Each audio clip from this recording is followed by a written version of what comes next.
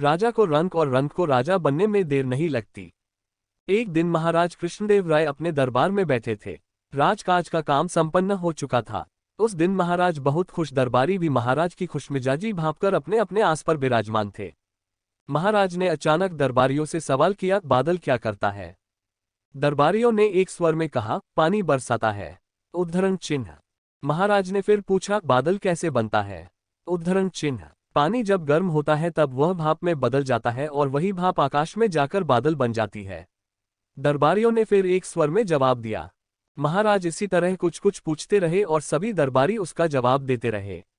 इस बतकही के दौरान महाराज ने अचानक पूछा, यह दुनिया किसने बनाई? दरबारियों ने जवाब दिया, भगवान ने। महाराज ने फिर पूछा, भगवान क्या करते हैं? इस प्रश्न के साथ ही दरबार में सन्नाटा छा गया। महाराज कृष्णदेव कुछ देर तक दरबारियों को देखते रहे, लेकिन जब कोई भी दरबारी कुछ नहीं बोला, तब उन्होंने दरबारियों को प्रेरित करते हुए कहा, भाई आप सभी इतने विद्वान हैं, कोई तो कुछ बोलिए। इसके बाद भगवान के कार्य को लेकर दरबारियों में बहस सी होने लगी।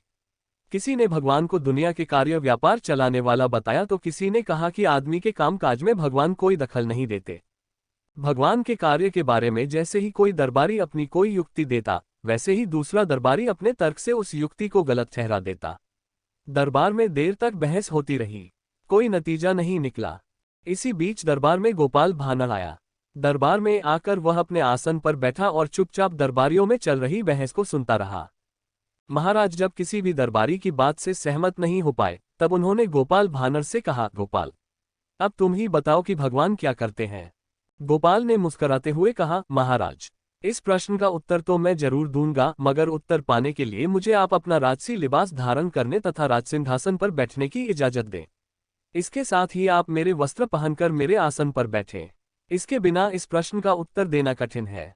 महाराज कृष्णदेव गोपाल भानर की तीक्ष्ण बुद्धि के कायल थे। उन्होंने इतना तो समझ ही लिया कि गोपाल इन दरबारियों से अलग किस्म की कोई बात बताने जा रहा है। इसलिए उत्सुकतावश उन्होंने वैसा ही किया जैसा गोपाल ने कहा था। गोपाल राजसी लिबास पहनकर राजसिंहासन पर बैठ गया और महाराज कृष्णदेव गोपाल के साधारण लिबास में उसके आसन पर जाकर बैठ गए। राजसिंहासन पर बैठने के बाद गोपाल ने राजा कृष्णदेव तथा दरबारियों से कहा, अब तक आप में से किसी ने भगवान के कार्य के बारे में सही उत्तर नहीं दिया। मैं आपको बताता हूं कि भगवान क्या करता है। इतना कहने के बाद गोपाल भानर कुछ देर के लिए चुप हो गया। फिर उसने दरबारियों से कहा, एक बार आप मुझे देखें और एक बार महाराज को, और यह बताएं कि आप क्या समझे। दरबारी कुछ समझ नहीं पा रहे थे कि राजसिंहासन पर बैठा गोपाल भानर उन्हें क्या समझाना चाहता है। उन्होंने एक बार गोपाल भानर को देखा और फिर महाराज कृष्णदेव को। उन्हें फिर भी कुछ समझ में नहीं आया। उन्हें शांत देखकर गोपाल भानर ने उनसे पूछा, क्या आप लोगों की समझ में आया कि भगवान क्या करते हैं? दरबारियों ने फिर कहा, नहीं। गोपाल भानर ने पूछा, महाराज और मुझको देखकर भी आप कुछ नहीं समझ पाए कि भगवान क्या करते हैं? दरबारियों ने जवाब दिया, नहीं। महाराज कृष्णदेव उतावले हो रहे थे। उन्होंने गोपाल भानर से कहा, गोपाल अब पहेलियां मत बुझाओ और साफ साफ बताओ कि भगवान क्या करते हैं।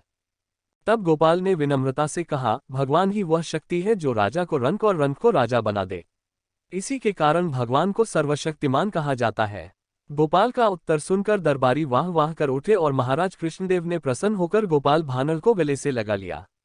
जय हिंद, जय भारत। अगर आपको कहानी अच्छी लगी तो लाइक एंड शेयर करिए और हमें कमेंट्स बॉक्स में अपनी राय बताएं।